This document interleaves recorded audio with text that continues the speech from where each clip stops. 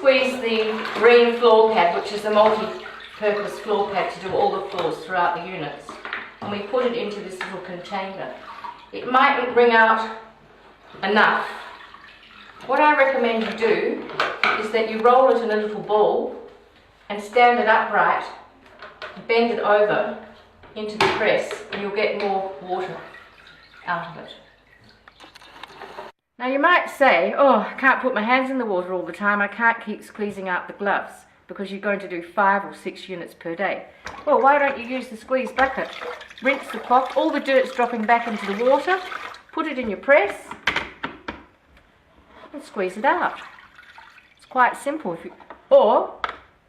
you don't want to squeeze it out like that, the Hara product is the strongest and it lasts the longest. So you can ring and bash these. I know there's a lot of copies on the market. They say you have to be so careful how you roll and squeeze them out and do all these things. But we can ring and bash them, throw them in the washing machine. They will last forever.